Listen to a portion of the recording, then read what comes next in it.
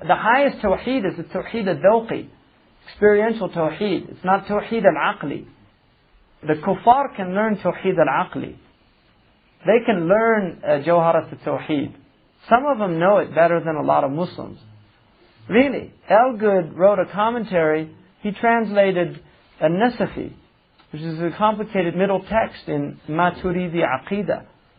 And there's a non-Muslim from Columbia University, 1920s, who translated the book. Excellent translation. He understood it very well. You can't translate that stuff if you don't understand it. But that's just understand intellectually. This is that you actually have missed this golden opportunity in this theater of enlightenment. We are in a theater of enlightenment. This was created for human beings to recognize their Lord. That's what this whole earth is for. That's why Allah made this earth. He made it so people could know Him. And if you don't do that while you tarry on this earth, through taqwa of Allah subhanahu wa ta'ala, you've wasted the opportunity. And this is hasra. Once you realize the opportunity that you let slip through your hands in this life, it's regret and remorse. مِنْ حَيْثُ لَا تُفِيدُكَ النَّدَامَةِ.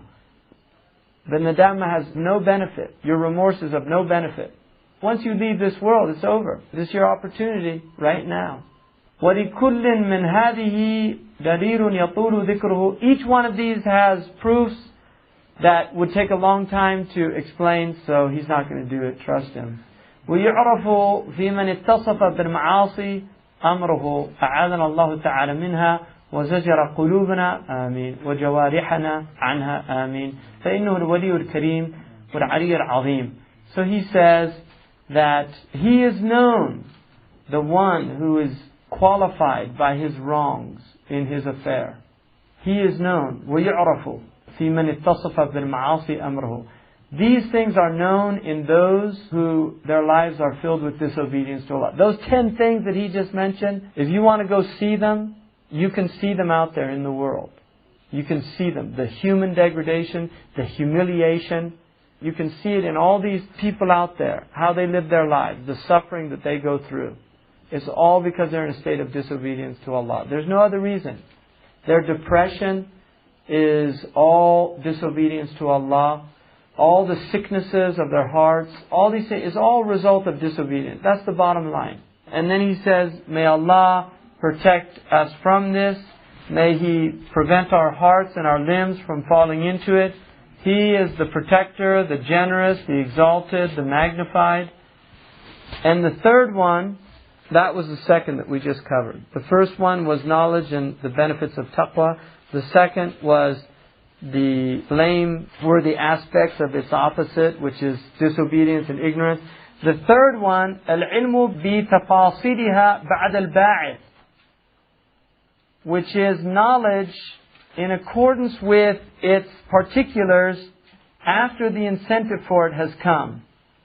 So what he's saying is, once this incentive has come, then you need to know what exactly it is you need to know. وَهُوَ يَدُورُ عَلَى ثَلَاثَةِ أُصُولٍ. And this revolves around 3 foundations. هِيَ مَفَاتِحُ الْخَيْرِ وَالْوُصُولِ. And these 3 are the keys to all good and to arrival. The first one, أولها تمكين حقيقة ما ذكر من العلوم, is the firm rooting of reality in what was mentioned of these different knowledges. وهو أن ينظر في فضائلها وفوائدها ويستمع لما ينقل من آثارها وعوائدها حتى تصير عنده راجحة بدلا من المرجوحية وذلك بعد مقدمات الفكر من الخلو وخبث المعدة. So for instance, concerning this knowledge of the inward, it means looking at its virtues, at its benefits, listening to what has been transmitted of its effects and its advantages to the self, until those things are clearly understood. In other words, you recognize their truth as opposed to the opposite. And that is after the premises of this understanding, in that we have emptied the self, we've lightened the stomach, and of those type things. So he told us about those things earlier. Hopefully some of us remember what he said about emptying the self, having less stomach, thinking about death, doing these things. This is what he's saying. That if you do these things, you'll have the results. So understand these things. So that's the first one. You think about all the benefits of learning. This is where you get the incentive to know. You think about the benefits.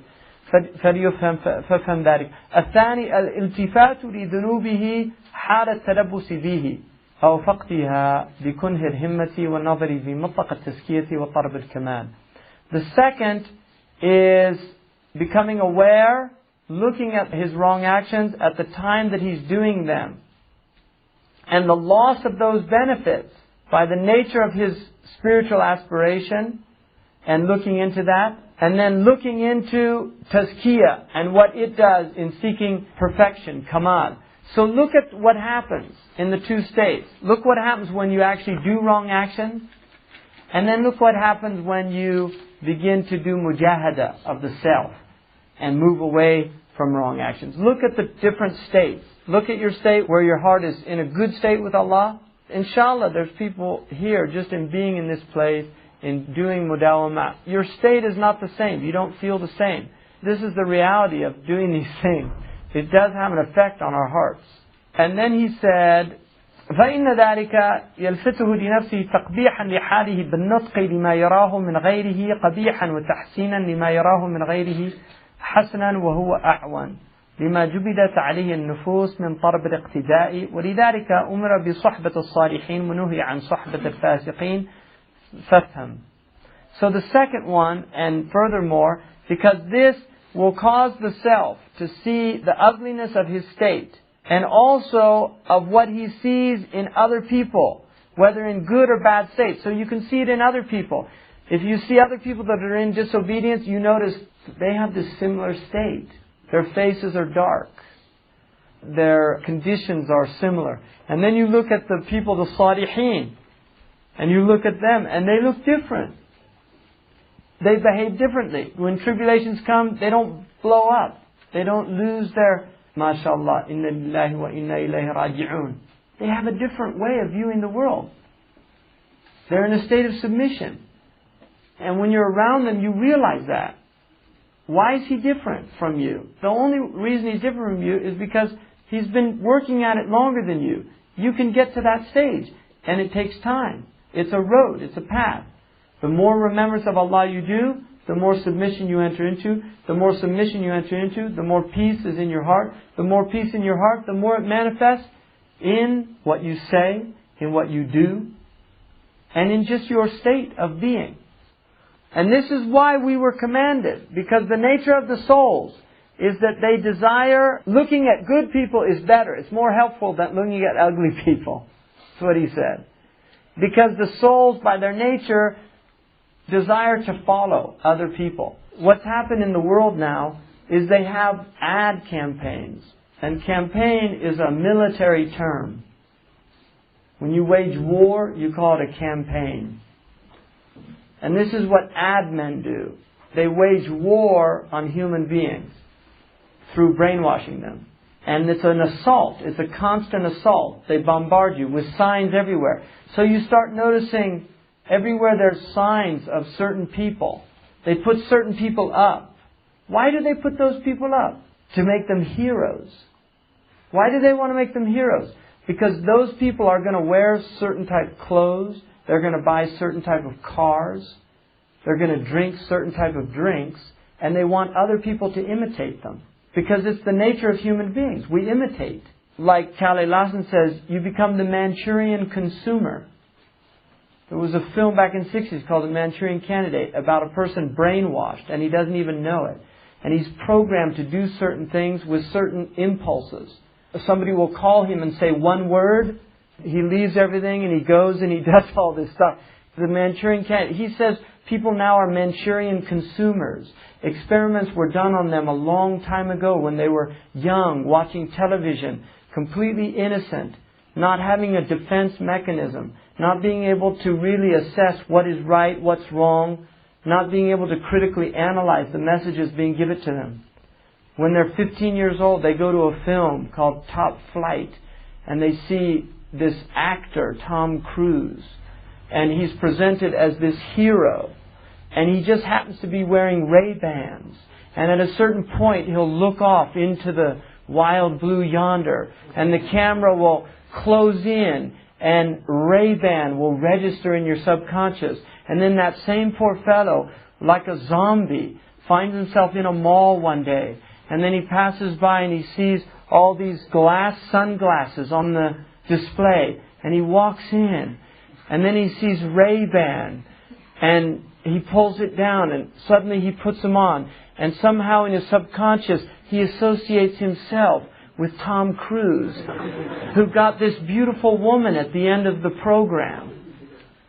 And so maybe that'll happen to me. And this is what happens to these people, you see. They're all brainwashed to do this. And young Muslims are as susceptible as everybody else because an alternative is not being presented. And so he's saying, when you're in the company of the Salihin, you'll want to be like them because they're real people. They're not phony people. They weren't paid to worship Allah subhanahu wa ta'ala. They weren't paid not to lie, not to steal, not to cheat, not to covet other people's goods. These are things that they have done according to their own free will for the sake of Allah subhanahu wa ta'ala. So he's saying, be in their company. And that's why the company of the foul people, the fasiqeen, وَنُهِيَ عَنْ صُحْبَةَ الْفَاسِقِينَ. فَافْهَمْ. So understand this. الثالث أن يكون التفاته لمطلق التحصيل في الجملة. That he should look at what he's getting altogether. In other words, look at the benefit of all this, of what he's getting. لا لكمالها لأول وهلة. Don't look at perfection. Don't look at the highest state. Look at the general state of well-being that you will be in. Don't look at, again, that final goal. Just look at the general state of well-being.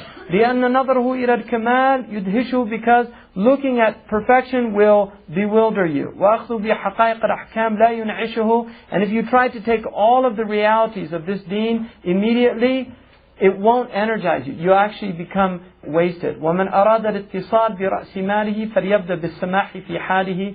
If you want to really connect with the capital that you have, your capital, then begin by accepting your state the way you are. Just accept the state that you're in right now. فإن السماح رباح. Because accepting yourself there's going to be a great benefit in this. إلا في عين المقصد, except for taqwa. In other words, don't accept wrong actions. And don't accept stinting on what's an obligation for you. Don't accept that. But everything else, just accept where you're at. You have weaknesses. You're not where you want to be. You find it difficult to get up in the night. You find it difficult to do a lot of extra work. You find it difficult. Just accept where you are right now and focus on what is absolutely essential at this point in time. So don't do that in عين المقصد ليس بمباح, because that's not permissible. فتأمل ذلك وأعمل عليه. So reflect on that and then act according to it. وبالله توفيق. And Allah subhanahu wa ta'ala will give you tawfiq. And then finally the last one, الرابع فالعلم بمواقعها وهو النافع. You should know about knowledge and the different places where this is applicable and this is beneficial. This is نافع.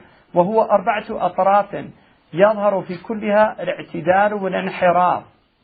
And it has 4 branches or 4 extremities that will manifest all of them in balance, والانحراف, or in deviation. الطرف الأول في مواقعها من العبادات باعتبار ما يلحقها من النقص والزيادات ولا يخلو ذلك من 3 أوجه. The first one is the relationship concerning acts of devotion, by understanding what happens in being deficient or increasing in your acts of devotion. And that has 3 aspects. This is a long section because it's about bid'ah. He explains bid'ah. So inshallah we'll finish this.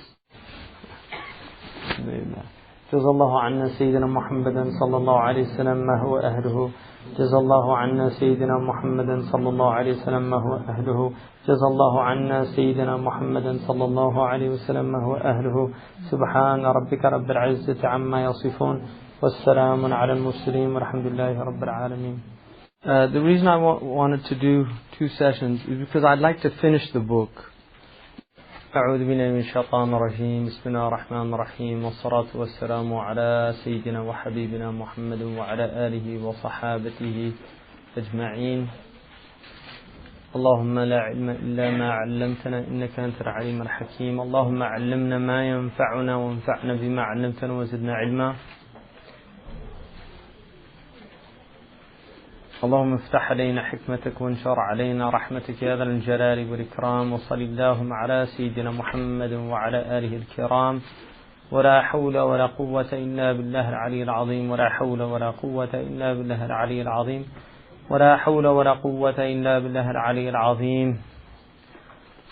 قال المصنف رحمه الله تعالى ورضي الله عنه سيدي أحمد الزروق ونفعنا الله به وبعلومه. الرابع في العلم بمواقعها وهو النافع، وهو 4 أطراف يظهر في كلها الاعتدال والانحراف. الطرف الأول في مواقعها من العبادات باعتبار ما يلحقها من النقص والزيادات، ولا يخلو ذلك من 3 أوجه. أحدها أن يقع في الفعل بعمد أو جهل أو سهو، وأحكامها مسطرة في كتب الفقه على تفاصيله، فإليها المرجع فيه لأربابها. الثاني أن يقع ذلك في المعاني كنقص الحضور في محل طلبه وزيادة فهم في محل طلبه أو في محله، والتقوى في ذلك بحسبه. فكل نقص كان مقصود الفعل لأجله كان مخلا بالحقيقة وإن لم يعطى الظاهر حكمه. وكل حكم أو كل فهم لا يعضده الظاهر بصورته فالتقوى في تركه. ومن الأول عدم الاعتداد بما فقد منه الحضور، ومن الثاني توقفه عن الكلام في الشبه والمشابهات كالموهمات والمبهمات والمشكلات إلى غير ذلك مما يذكر تفسيره بعد إن شاء الله. الثالث أن يقع ذلك بالحكم، وهذا هو البدعة، لأن البدعة اعتقاد ما ليس بقربة قربة، أو اعتقاد نفي القربة عما هو قربة، أو إعطاء الحكم بما ليس له شرعا وهو أخص. أقسامه 3. So we're doing the different aspects of knowledge, the aqsam, which he said were 4. We were looking at the arkan, which were 4. The first one was the arkan of ijtinab al-maharim, avoiding prohibitions, were 4. And the first one was knowledge, and it had 4 sections. The first section, he said, had 4 types. The first one was the benefits of taqwa and knowledge of that. The second one was in the shameful aspects of the opposite. The third one was in knowing things in detail after one has the incentive to actually do them. The fourth one is knowledge in the various places of taqwa. So whether something is actually balanced or whether there's deviation. And he said that that had 4 dimensions. The first one is about ibadat, looking in terms of what's deficient in it and what's excessive. And he said that first one has 3 different aspects. The first one, he said, is that the action that you do is either done intentionally, out of ignorance, or out of forgetfulness. So if you have a naqs or a ziyada, alright, in ibadah, when you do something wrong, it's either naqis or zaid. It's omission or it's commission. And they have different ahkam. In the Maliki madhab, the sahu of the prayer is different for an omission or a commission. He says its rules are well known, outlined in the books of fiqh. So if you want to know these, you go to the books of jurisprudence. For instance, if you want to get married and you perform a marriage ceremony, but you omitted the dowry. If you're a Maliki, then the marriage is invalid. And then it differs if the marriage was consummated, if it wasn't consummated. Everything depends on the circumstances. If, for instance, you wanted to free a servant for rihar, there's certain conditions that have to be met before it's valid. If they're omitted, there's also things that can be committed. You have to know if it's intentional, if it's ignorant, if it's out of forgetfulness. It has rules. They're recorded. They're well known in the books of fiqh. That's not his concern here. That's the point he's making. He says, study the books of fiqh to work out those things. I'm not teaching you that here. That's another lesson. فَإِلَهِ الْمَرْجِعُ فِيهِ لِأَرْبَابِهَا. Go to those references and submit to the masters of that science. If you want to know what the hukm is, then for the Maliki madhab, you're going to follow Mukhtasar Khalil, the Risala of Ibn Abi al-Qayrawani, the Ibn Ashar, or Matan al-Akhdari, depending on your level and what you're looking for, or the Mudawwana, which is basically Sidi Khalil is just an abridged version of the Mudawwana. If you follow the Shafi'i madhab, you look to the Arbab. There are books in every madhab that are dependable, and there are other books in madhabs that are not dependable. If you become a Maliki, you can't follow the Utbiyah. It was a valid book at a certain time and place. There's still benefit in it for great scholars. But if you're following the Maliki madhab, the ulama of the Maliki madhab no longer consider that to be the source of the mashhur of the madhab. Even though in Andalusia, that was the book that was studied here. Al-Utbiyah. It was studied instead of the Mudawwana. In Egypt, they studied different books. In Iraq, they had different books. So you have to go to the masters of that science and take what they say. الثاني أن يقع ذلك في المعاني. The second is that it occurs in meanings. So the first one, these are logistical issues. In other words, I did 4 rakats instead of 3 for Maghrib. What do I do? Anybody can deal with that problem who knows basic fiqh. Khalas, the prayer is valid. You do sajda for ziyada, which means that you do the salam and then you do the sajda. Intaha al-amr. I did 5 instead of 4. Khalas, you still do it. I did 6 instead of 3. Now if you get to where it's double, khalas, it has another hukm. So that's fiqh, it's easy. Now he says, what if your problem is in the meanings, like deficiency in your presence? Your heart's not present. So you prayed 3 rakats for Maghrib, but you were also working out your bank account at the same time. The outward of the prayer is valid, but what about the inward? That's another problem. And the faqih, unfortunately, can't help you with that one. So he said, you have to look for that and increase the understanding in that. Because taqwa fi dhalika bihasabi. It's in accordance with the thing. So taqwa in the rules of fiqh, go back to the fuqaha, because it's inwardly and outwardly. Taqwa is inward and it's outward.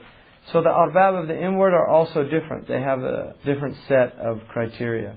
I mean, to the arbab of the inward, the prayer is invalid if you weren't present.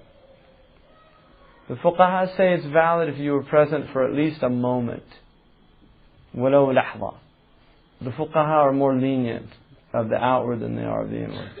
فَكُلُّ نَقْصٍ كَانَ مَقْصُودَ الْفِعْلِ لِأَجْلِهِ كَانَ مُخِلًّا. Any deficiency that was the goal of the action that you're doing, in other words, the reason you're doing it, that was the reason, it's mukhil, bil-haqiqa. There is a infringement on the reality of that action. So it's deficient. وَإِن لَمْ يُعْطَى الظَّاهِرُ حُكْمُهُ. Even if the outward is not given that ruling. So you're supposed to be present in your prayer. But the outward ruling says, وَلَوْ لَحْظَةً. When you did your takbirat al-ihram, if you made the niyyah to pray dhuhr, khalas, your dhuhr is valid. Even if you were in Hawaii, on the beach during the 3 rakats. It's valid. That's what he's saying. But nonetheless, it's mukhil bil haqiqa. The reality of it is that it's deficient. There's been a breach of the prayer because the purpose of the prayer لَيْسَ لِلْمَرْءِ مِنْ صَلَاتِهِ إِلَّا مَا عَقَلْ. It's a hadith, Allahu alam ala sahatihi. Allah knows best what its hukm is. But the fuqaha related a lot that a man only has from his prayer what he's aware of. وَكُلُّ فَهْمٍ أو كُلُّ حُكْمٍ يَعْضُدُهُ الظَّاهِرُ بِصُورَتِهِ فَالتَّقْوَى فِي تَرْكِهِ بِصُورَتِهِ فَالتَّقْوَى فِي تَرْكِهِ. Any hukm that's strengthened by some outward thing in the form, the taqwa is in abandoning that if the meaning is deficient. فَمِنَ الْأَوَّلِ أَعْدَمَ الْاعْتِدَادِ بِمَا فُقِدَ مِنَ الْحُضُورِ. So, for example, is not considering it sound what's been lost from the hudur. In other words, just because the outward is valid, don't be satisfied with that. That's what he's saying. Don't be satisfied with that prayer. Just because the hukm is supported by the outward in its form, but there's no substance to it. He's saying don't be satisfied with that.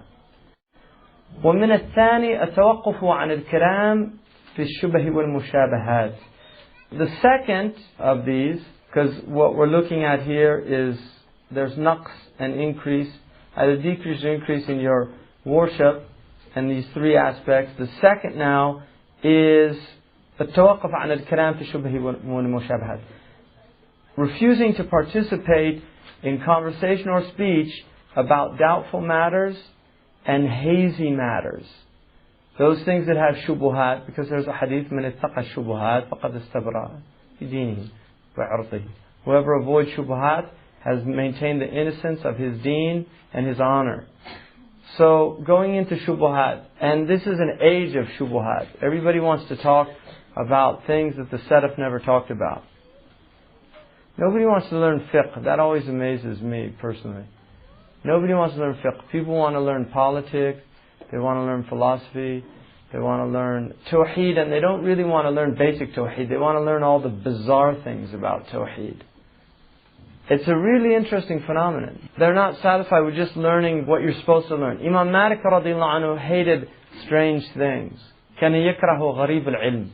He didn't like unusual pieces of information. Hitler was a vegetarian, right? I mean, big deal. You know, it's conversation pieces.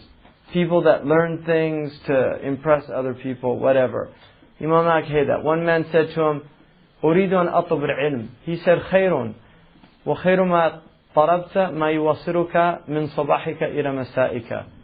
He said, I want to learn knowledge. He said, it's good, but the best thing that you can seek is that which gets you from the morning to the evening safely.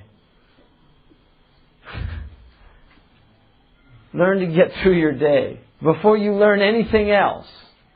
And we've got a world of people that know how far Pleiades is in light years from us. They know how to make a software program. They know how to book you a flight from California to Hong Kong via mainland China. All these things people can do. They don't know how to get from the morning to the evening safely. So he's saying, before you learn all this stuff, I'm majoring in international relations. Well, what about your family relations? Do you have that covered? I'm not talking to my brother. Right? I mean, really, what about the relation between you and your parents? Is that covered? Right? You're going to study how nations are supposed to relate to each other, and you don't even know how you're supposed to relate to your family. So then he says, radiyallahu anhu, also avoiding hazy matters, al-mushabahat, kal-muhimat wal-mubhimat. Those things that are muhimat. Muhimat are things that cause you to imagine something other than the reality of it. Something that's muhim li shay. For instance, and this is the maqam al-ta'aleem, if you read in the Quran, عَبَسَ وَتَوَلَّى أَنْ جَاءَهُ الْعَمَى, he frowned and turned away because the blind man came to him. وَمَا يُدْرِيكَ لَعَلَّهُ يُزَكَّى أَوْ يَذَّكَّرُ فَتَنْفَعُهُ ذِكْرًا. Somebody might think that the Prophet ﷺ is being rebuked by Allah subhanahu wa ta'ala if you read that. وَحَشَاهُ صَلَّى اللَّهُ عَلَيْهِ وسلم. He's Habibullah. And that's why it's, even if you look, عَبَسَ وَتَوَلَّى is third person. وَمَا يُدْرِيكَ. And then he goes to كَافَ الْمُخَاطَبَةِ to speak to the Prophet. He doesn't say عَبَسْتَ وَتَوَلَّيْتَ. You frowned and you turned away. He said عَبَسَ وَتَوَلَّى. And then when he wants to speak to the Prophet, وَمَا يُدْرِيكَ, he goes to كَافَ الْمُخَاطَبَةِ. Muntaha al-adab, with his beloved. So there are things in the Quran, عَصَى آدَمُ رَبَّهُ, that can make you think that the prophets can do wrong actions. It's not true. So going into those type of things can be very dangerous. When mushkilat, also there are mushkilat in fiqh. Before you learn the problems of fiqh, you have to learn basic things.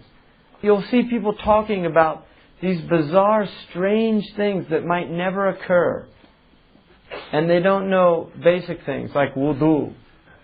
and they don't know what the hukm of Allah is in their prayer. مما يذكر تفصيله بعد إن شاء الله. So he's going to go into that in detail later, inshaAllah.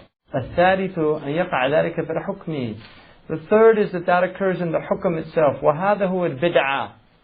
So now he's going to talk about bid'ah. So the problem arises in the legal ruling itself. And this is what innovation is. لأن البدعة اعتقاد ما ليس بقربة قربة. A bid'ah, and this is the definition, people, so get it now.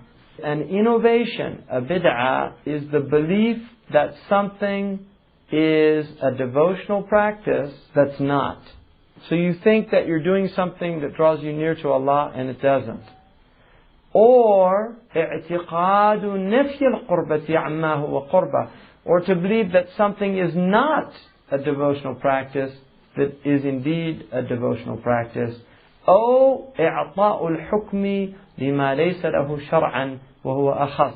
Or to give something the ruling that is not for it by the Sharia, in sacred law. And this is a more specific type situation. وأقسامه ثلاثة. There are three types of bid'ah. أولها البدعة الصريحة. The first is a clear, explicit, unambiguous, unequivocal innovation. Bid'ah صريحة. وهي التي تقابل سنة صحيحة. And this is vis-a-vis a sound sunnah. It's in contradistinction to a sound sunnah. من غير قيام شبهة مقابلة ولا حجة ناقرة حامرة. And there is no shubha muqabila, there's not even a doubtful element. So this is sariha, because if you have a shubha, then there might be some khilaf, something like that. There's no shubha muqabila, ولا حجة ناقرة حامرة. Nor is there any proof that has been transmitted and can carry the hukm. كالإكثار من صب الماء في الوضوء. Like using a lot of water in your wudu. Bid'ah sariha. Now, so when you turn on the Hanafiya and you start doing your thing, you wasted a lot of water. Is that a bid'ah? This is a test. Is that a bid'ah? Some people saying yes, some people saying no. So, who wants to risk it? According to what he just told us, is that a bid'ah? Think about it. Aywa khalas. Asabti. If you think it's a qurba, it becomes a bid'ah. If you don't believe it's a qurba, you just happen to be doing it, it's an jahlin or an sahwin. So it's makruh. If you think it's a bid'ah, if you think it's a qurba, it's muharrama. Because it's bid'ah sariha, because there's a sunnah muqabila that says taqleel al-ma' ma'al itqan. That's called isbagh al-wudu. To do wudu well is, the definition of wudu that is done well is taqleel al-ma'i ma'al itqan. Using the least amount of water with the best itqan, that you've done it with excellence. So you've made sure you've covered everything. That's proper wudu. So if I say, oh, it's good to use a lot of water, and I believe that Allah loves that, khalas, bid'ah sariha. That is a clear innovation. If I just happen to be using the Hanafiya, I'm not thinking about it. If somebody says, do you think that's a good thing to do? No. It's just that's how it's coming out. Whatever. That's not a bid'ah. So understand the difference. It's really important. Now, مَعْتِقَادِ نَدْبِهِ. So it has to be on the condition that you believe it's recommended. أو التعمق في التدلك ونحوه. Or doing too much tadalluk. You see people that, really rubbing, and that's a bid'ah. It's not wudu, it's something else. Religious neuroses, they call that. إلى غير ذلك مما يذكر. Oh, he can go on and on and on, right? Because Muslims do all this stuff. إن شاء الله منه جملة وينبه على ما فيه من خطرة. So he's just using that to give you some examples. He said, now the second, so there's your bid'ah sariha. That's the one we don't want anything to do with, because that's the really dangerous one. There's two other types. Al-bid'ah al-idafiyya. Al-bid'ah al-idafiyya. This is a bid'ah that is mudaf. It's been added to the religion. It wasn't amongst the salaf. It's not صريحة, it's إضافية. وهي التي تحولها الأحوال والنية. This is the thing that circumstances affect it, and also the intention. كالتبرك بالآثار, like taking blessings from relics, religious relics. والاجتماع للدعوات والأذكار, and gathering for public prayer, dua meaning supplication in congregation, that's a bid'ah. And also adhkar, doing dhikr in groups. Those are bid'ah. Now they're not bid'ah sarihah, they're bid'ah idafiyah. The reason they're not bid'ah sarihah is, for instance, even though the Salaf did not do that, there are hadiths that support the action. For instance, there's a hadith, it's a sahih hadith, that's a hadith Qudsi, in which the Prophet ﷺ said that Allah has inna lillahi malaikatan sayyara. Allah has malaika that travel around. يَلْتَمِسُونَ حِلَقَ الذِّكْر. They're looking for circles of dhikr.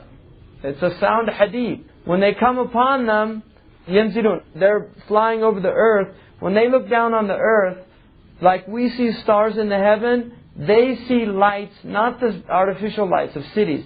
They see the lights of dhikr. That's how they recognize it. So they'll see a house that's illuminated, spiritual light, not General Electric. Spiritual light. And they'll go to that place. The sakina comes in those places. They bring sakina. And the rahmah comes with them. Now when they return to the Divine Presence, Allah says to them, يَسْأَلُهُمْ وَهُوَ أَعْلَمُ بِهِمْ. And He knows. This is to teach us, and it's because Allah has created a world of means. Allah knows. He doesn't need any mukhabarat or any, like the tyrants of this world, they need all these secret police and Allah doesn't need any of that. He knows everything, but He uses asbab.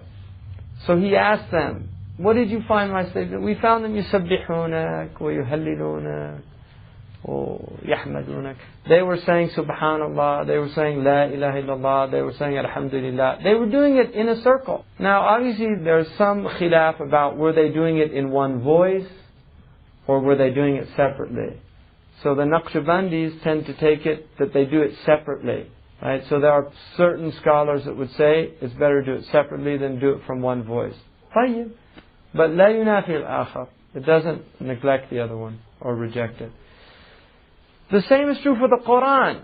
ما اجتمع قوم صحيح مسلم ما اجتمع قوم في بيت من بيوت الله يتلون كتاب الله ويتدارسونه. No group of people come together in a house from the houses of Allah, reciting the Quran together and studying it amongst each other, except إلا نزلت بهم الملائكة. The angels come to that place. وحفتهم من الملائكة ونزلت عنهم السكينة وغشيتهم الرحمة. The angels come, sakina comes, mercy comes. So for that reason, Sidi Abdullah wa Hajj Ibrahim, he said, الذكر الجمع للذكر والقرآن جرى به العمل في البلدان. He says in his fatwa, gathering for dhikr and for the Quran is the amal of the Muslims in all the cities of Islam. And then he said, وَنَصُّهُ صَرِيحٌ رَدَّ الْمُنْكِرَ وَالْعُذْرُ لِخَفَائِهِ قَدْ ظَهَرَ. And the excuse for him who rejects it, we accept his excuse because of the subtlety of the proof. It's not a sarih because the Sahaba didn't do it. Because some of the ulama did reject it, like Ibn al-Hajj. Ibn al-Hajj was a great Maliki faqih, he was a Sufi, he was a great scholar, but he rejected dhikr in groups. And that's a valid opinion. So if you take that opinion, that's fine, you don't do it, but you don't condemn others for doing it, because it's a bid'ah idafiyah, it's not a bid'ah sarihah. And then also there's another thing in our usul which is called masalat al-tark. The Malikis tend to be more strict about this than the Hanafis and the Shafi'is. But in usul, the fact that the Salaf did not do it is not a proof that it's haram. Now some people will say, ibadah is tawqifiyah. That you can't do anything in worship that has not come from the Prophet. Dhikr has come from the Prophet ﷺ. The khilaf would be whether you can gather for it. Now, there is gathering for dhikr in the deen, there's no doubt. The prayer, people gather for it. The hadith indicates that gathering to recite the Quran is acceptable. The Prophet ﷺ in Sahih Muslim, and he actually told people to do inshad of shi'r in his presence. Ihi, In one riwayah, one man came with lines of poetry and he said, give us some more. The Prophet ﷺ, when Bani Arfida, they were Habashis that came into the masjid. It's in the Sahih. They were dancing with the spears and they were singing in Habashiyah, Muhammadun Abdun Tayyib.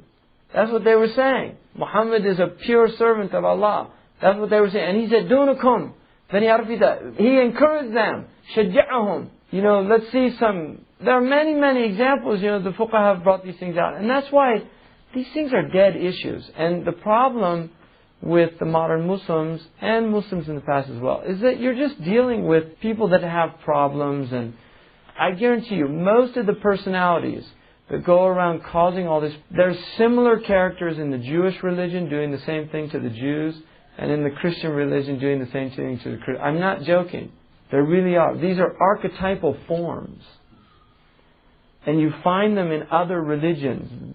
I mean, you've got finger waggers in every tradition, I guarantee you.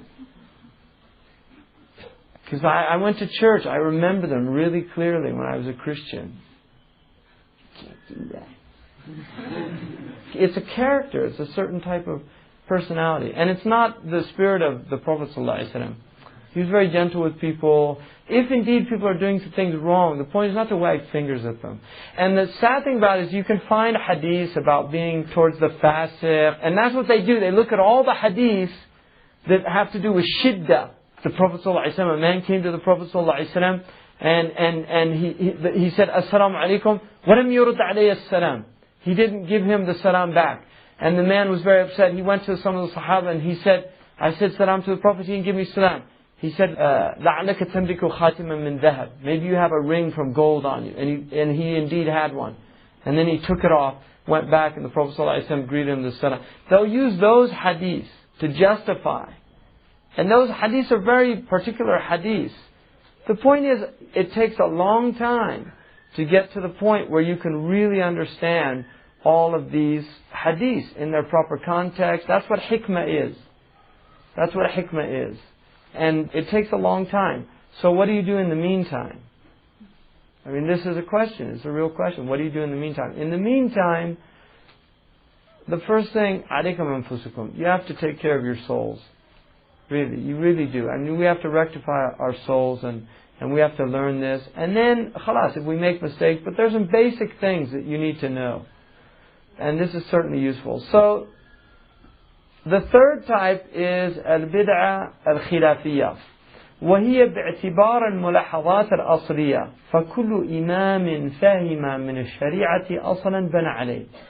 The third type are bid'ah that are as a result of the differences of opinion amongst the imams, and these are under the rubric of the original insights of the imams in the proofs.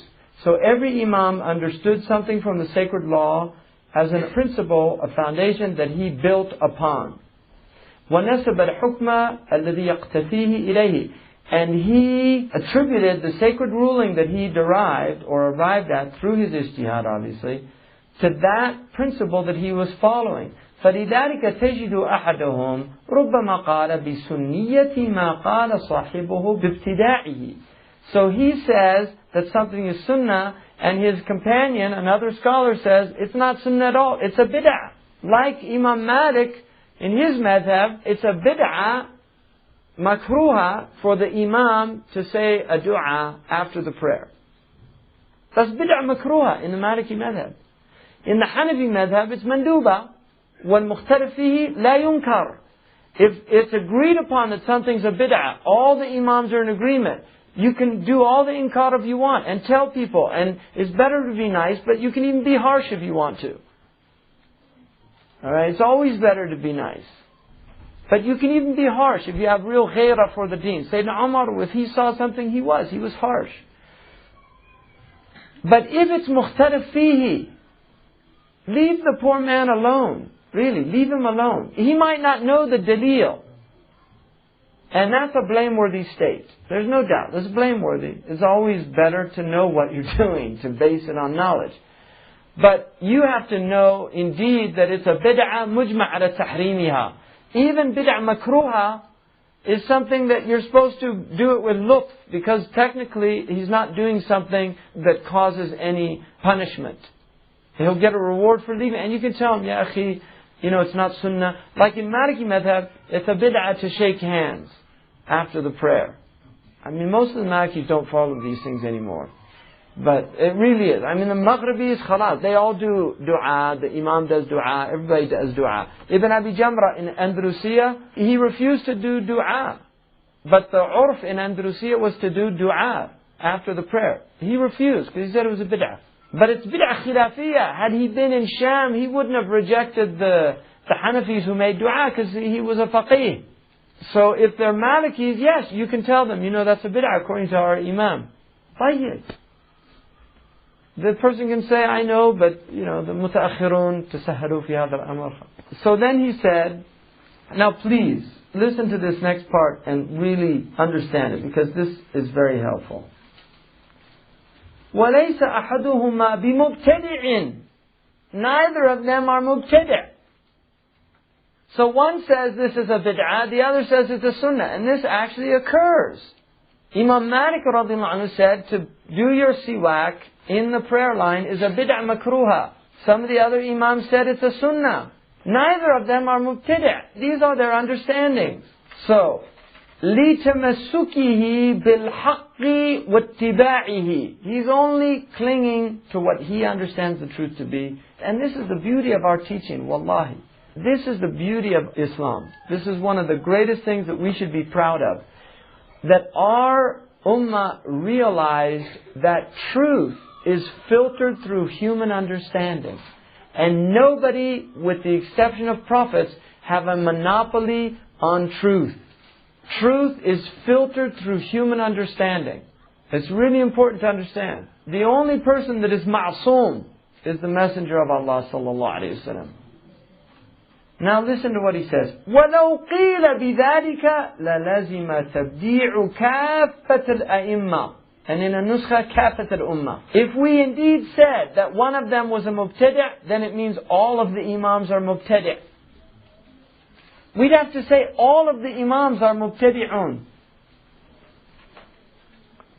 We'd have to say the whole ummah is mubtadi'ah. And there are some people that want to do that. Really. وَهُوَ ضَلَالٌ وَخَبَالٌ وَظُلْمًا. It's error, darkness, and stupidity. ولكن التقوى في هذا الوجه تجري بحسب الأشخاص وعلى قدر ما هم به من كمال علم وانتقاص.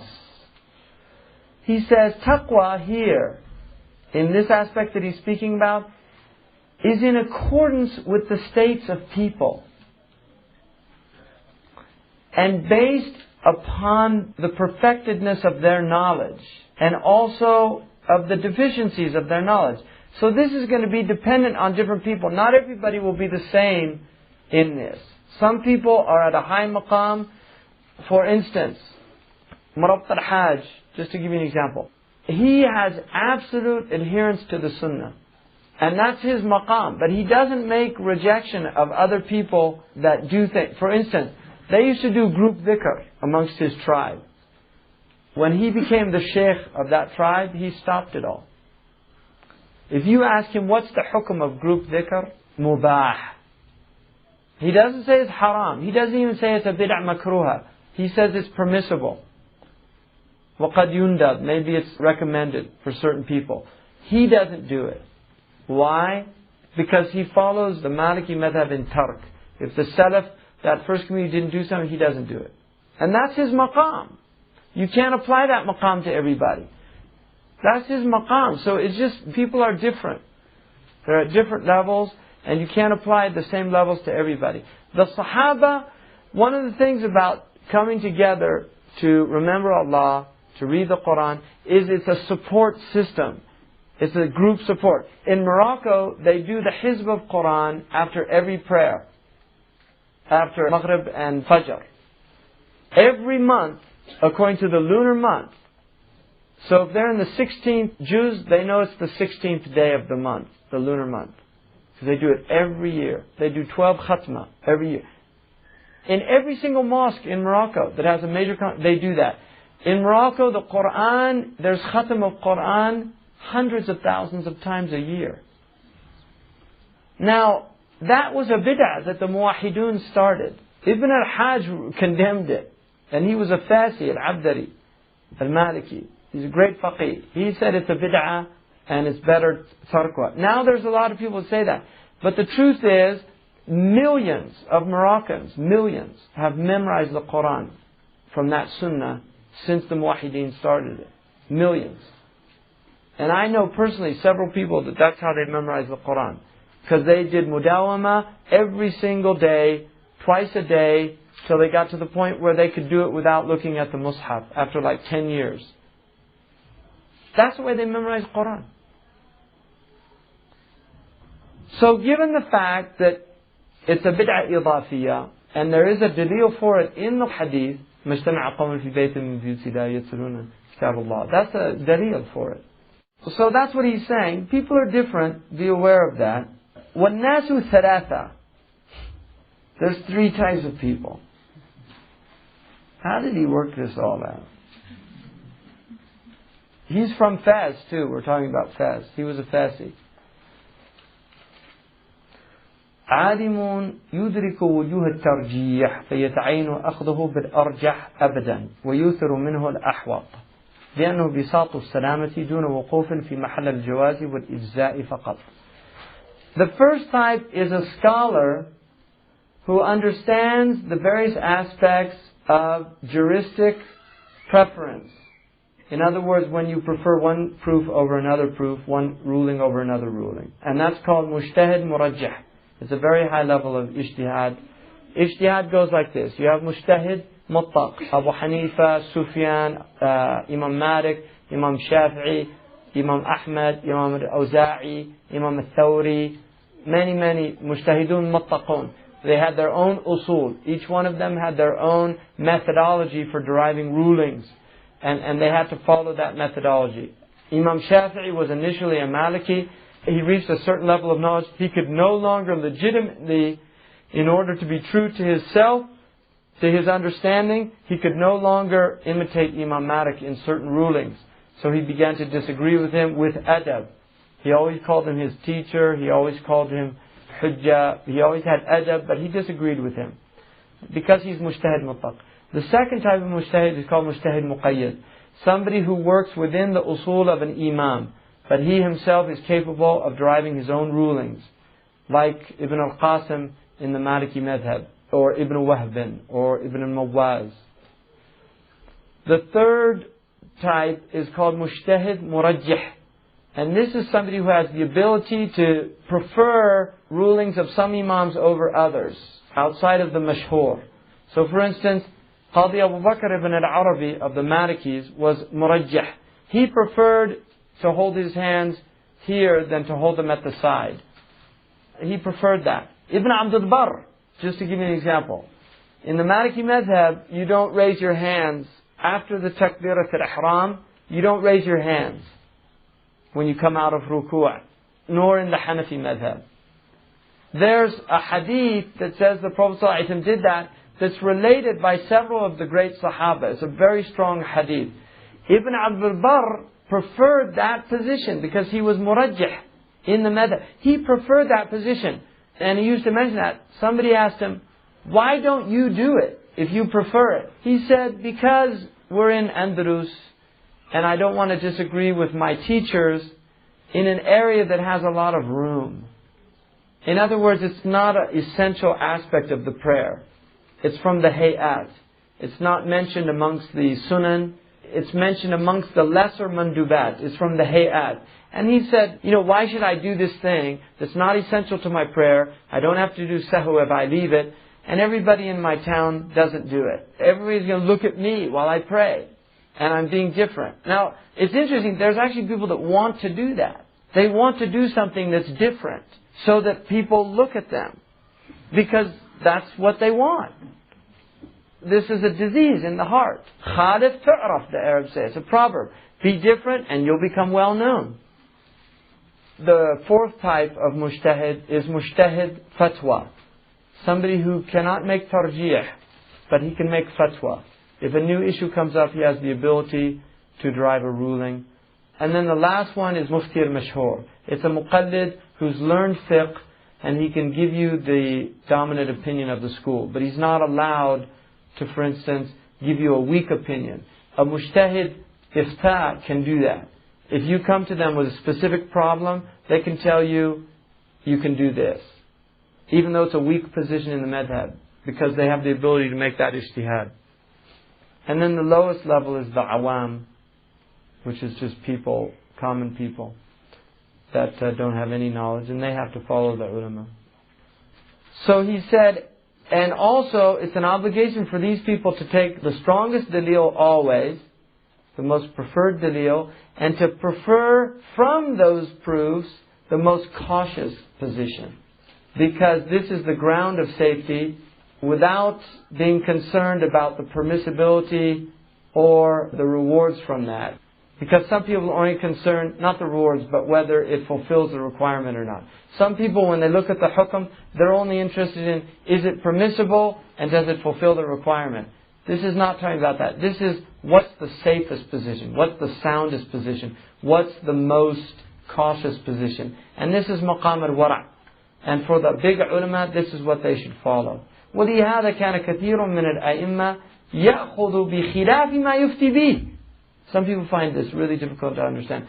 For this reason, many of the ulama would actually give a fatwa that was different from what they themselves did. Because they would take the hardest position. But when people came to them, they'd give them an easier position.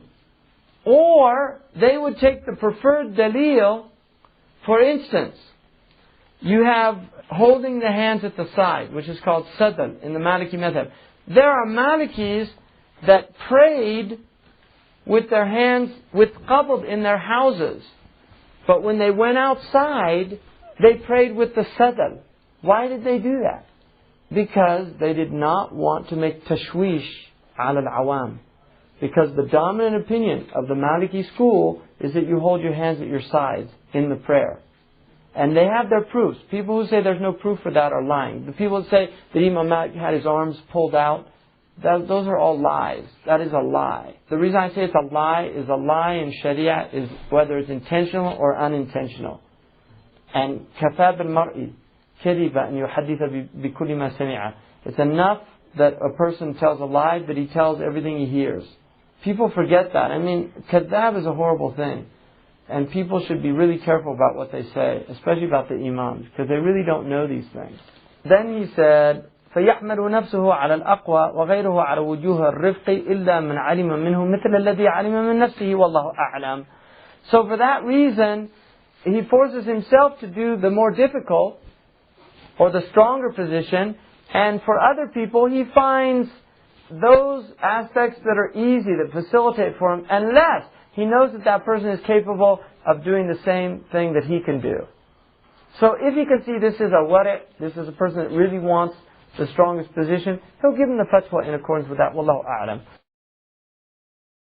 The second type of person is muqtadin يتبع إمامه أو يتبع إمامه في روايته وأصوله فحقه الأخذ بالأحوط من مذهبه. The second type is somebody who's muqtadin. He follows his imam in his transmissions and in his usul. And so it's his duty to take again the most cautious position from the madhab. وإن أمكنه الاحتياط بإدخال مذهب الغير على الاحتياط فله ذلك ما لم يكن مما ينكره إمامه. And if he's able to take the more cautious position from another madhab, because it's more cautious, he can do that. So you can actually go to another madhab and take the more cautious position, as long as it's not something your imam rejects, if it's not makruh in your madhab. So for instance, Imam Shafi'i considered it wajib to say Bismillah in the Fatiha, in the Quran. Imam Malik, وَكَرِهُ الْبَسْمَلَةَ تَعَوُّذَ. Ibn Ashur says it's makruh to say Bismillah ar-Rahman ar-Rahim in the prayer. And also to say A'udhu billahi minash shaitanir rajim. That's makruh. So you don't do something that's makruh in order to take a more cautious position from another madhab. Although there are some Malikis that prefer Imam Shafi'i's position and do it silently like the Hanafis. He's capable of making that tarjih. If he's an alim, then that's his right. If he's an ammi, he should follow mashhur al-madhab. And Imam Malik's proof for that is strong. In al-Bukhari, hadith sahih, hadith qudsi, Allah subhanahu wa ta'ala says, قَسَّمْتُ بَيْنِ وَبَيْنَ عَبْدِي الْفَاتِحَةِ فَإِذَا قَالَ عَبْدِي الْحَمْدُ لِلَّهِ رَبِّ الْعَالَمِينَ قُلْتُ حَمَّدَنِي عَبْدِي. I have split the Fatiha between me and my slave. So if my slave says, Alhamdulillahi Rabbil Alameen, I say, my slave, thank me. If he says, Maliki Yawmiddin, Ar-Rahman Ar-Rahim, Majjadini Abdi. So, Allah, according to Hadith Qudsi, began Fatiha with Alhamdulillahi Rabbil Alameen. That Imam Shafi'i, they take it from, it's called Surah Al-Hamd, it's just a name. When they say Alhamdulillahi Rabbil Alameen, افتتحوا بالحمد, it just means they opened with the hadith, and they take it from the Quran that Allah subhanahu wa ta'ala said that Fatiha is 7 ayah. And in the Hafs riwayah, the first ayah is Bismillah ar-Rahman ar-Rahim. According to riwayat of Warsh and Nafi' and Imam Nafi' generally, Bismillah ar-Rahman ar-Rahim is not an ayah from the Quran except in Surah Al-Naml. إِنَّهُ مِن Sulaiman wa innahu Bismillah ar-Rahman ar-Rahim. That's the only time that the Quran is an ayah. The proof of the Malikis is very strong. They say the Quran is mujma' alayh, and the fact that there's difference of opinion about the Bismillah ar-Rahman ar-Rahim means it can't be from the Quran. That's a strong dalil. But they're all rightly guided. When you look at their dalil, and if you hear a Shafi'i, he'll convince you that you should say Bismillah ar-Rahman ar-Rahim. So they're all strong. But everybody should be following what they believe to be true. And then he said, وَلَوْ بِالْكَرَاهَةِ, so you don't do it if the Imam says makruh. فَلَا حَاجَةَ لَهُ إِلَيْهِ إِذْ وُجُودْ أَرْجَحِيَّةِ إِمَامِهِ فِي نَفْسِهِ مَانِعٌ لَهُ مِنَ الْإِنْتِقَالِ إِلَى غَيْرِهِ. Because his Imam has a preference that in his nafs about this thing, it becomes a preventative for him to move to another madhab. لأنه لا يجوز له أن يعمل إلا بما انتهى إليه علمه أو علم أصره بوجه واضح. Because it's not permissible for him to act in anything except what his knowledge has arrived to, or if he knows its source. So you can't be jumping around. If you're a Hanafi, be a Hanafi. If you're a Maliki, be a Maliki. Once you know the dalil and have a knowledge of the usul, that's another matter. But if you're ignorant, you should follow your Imam. And then finally, the third, al-ammi. الثالث al-ammi. وهو كالمقتدي في ما يلقي إليه أئمة مذهبه من وجه يستشعر ثقته ولا يقصد ترخيصه بل احتياطه إن أراد أن يكون من المتقين وإلا فلا عبرة به ويتعين عليه أن يسر عن وجه المذهب فيما هو به ولا يأخذ الأمور مجازفة إلا ممن لا يعلم ديانته ولا تحقيقه ولا يأخذ أمور مجازفة ممن لا يعلم ديانته ولا تحقيقه. وقيل ولذلك عين للناس المفتي ويتعين على الأمراء إقامة منصبه للعامة إذ لا يعرفون وجوه الترجيح ولا يتوجهون لها فليفهم. This is really sad now because this is where all our problems are. The third type is a common person, and he's simply a follower of whatever's thrown to him from the imams of his madhab. Because he trusts them, يستشعر ثقته ولا يقصد ترخيصه بل احتياطه. He should not seek out the licenses, the easy ways, but rather cautious of the mashhur. إن أراد أن يكون من المتقين. If he wants to be from the people of taqwa. If he wants just to be a simple Muslim, that's another matter. But if he wants really to have some taqwa, he has to take what the Imam said without looking for license. وَإِلَّا فَلَا عِبْرَةَ بِهِ. Otherwise, this man is a man we give no consideration to. He has no weight with us. This is not لَا عِبْرَةَ بِهِ. وَيَتَعِينُ عَلَيْهِ أَنْ يَسَرْ عَنْ وَجْهِ الْمَذْهَبِ فِيمَا هُوَ بِهِ. And it's an obligation for him to ask about the opinion of his madhab in whatever he's involved in. So you have to ask, what's the mashhur of the madhab in this issue, and then you have to follow it. ولا يأخذ الأمور مجازفة ولا ممن لا يعلم ديانته ولا تحقيقه. nor is it permissible for him to take matters without regard, without really taking risks in things, and not really knowing what these ahkam are. Nor is it permissible to take from somebody that does not have diyana, somebody with deen, وَلَا تَحْقِيقَهُ. If you don't know that he has religion and that he has some realization in what he's talking about, what he's doing, that he's studied, that he knows what he's talking about. وَقِيلَ وَلِذَلِكَ عُيِّنَ لِلنَّاسِ الْمُفْتِي وَيَتَعَيَّنُ عَلَى الْأُمَرَاءِ إِقَامَةُ مَنْصُبِهِ لِلْعَامَّةِ. And for this reason, the mufti is appointed.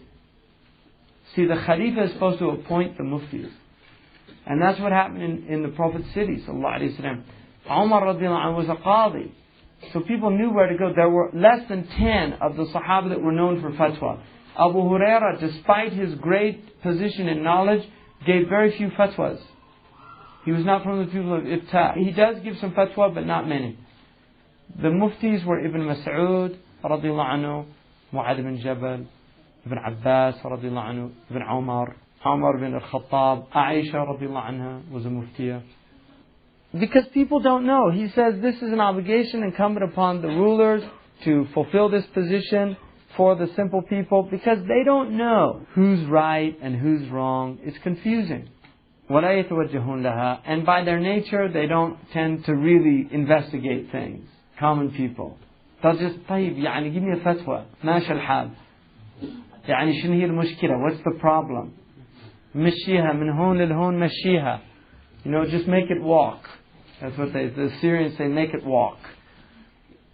Right? Really, that's what people do. They just want a fatwa. Jazallahu anna Sayyidina Muhammadan sallallahu alayhi wa sallam ma huwa ahluhu. Jazallahu anna Sayyidina Muhammadan sallallahu alayhi wa sallam ma huwa ahluhu. Jazallahu anna Sayyidina Muhammadan sallallahu alayhi wa sallam ma huwa ahluhu.